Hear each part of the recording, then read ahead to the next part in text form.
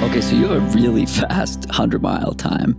You've done some really long and hard treadmill efforts. So your 100-mile time is 13:20? 13:16. 13:16. Sorry for shorting you 4 minutes. Yeah, come on, man. Or over giving you too much. Well, it's funny because those 4 minutes. So my goal of that race was to get under 8-minute pace for 100, and I did at 7:58. So if you take off those 4 minutes, I don't want to do the math in my head, but I might not hit that sub 8-minute pace. Okay, so you ran 7:58 for 13 hours. Yeah.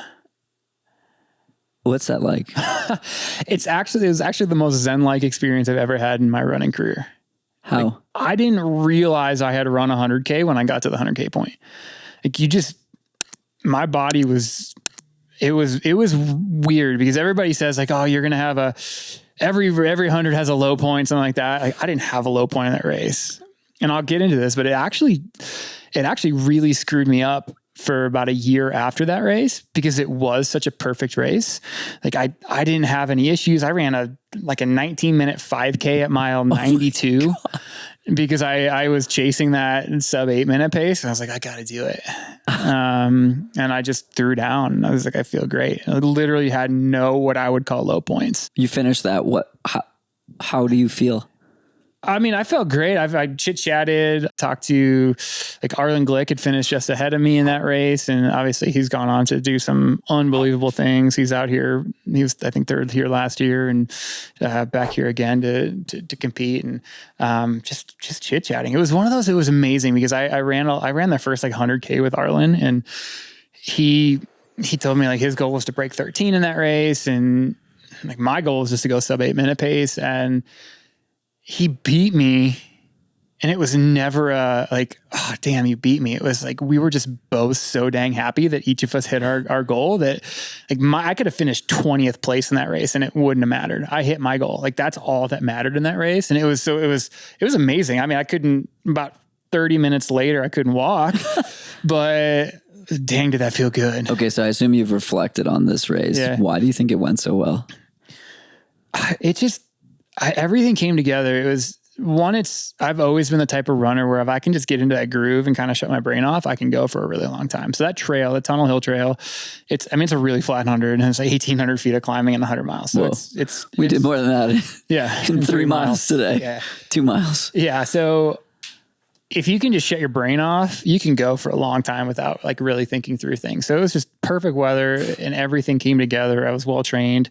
It just felt great. But as I alluded to before, the really interesting thing was for the next year, every race I did, I realized that as soon as something went wrong, I kind of went to that mindset of like, it's not Tunnel Hill. It's not a good race. And I would like kind of give up.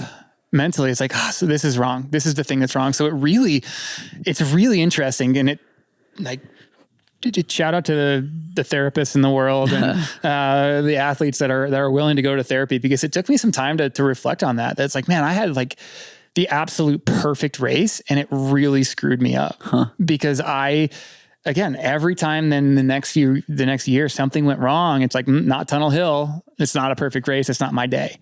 And then you convince yourself that I can't dig through this. I can't run through this. It's not a perfect day. So it's so weird how you think like, man, everything came together in my running career for that day. And it actually set me back a year. That's so wild. So how did you dig out of that? Well, the first thing was just realizing that.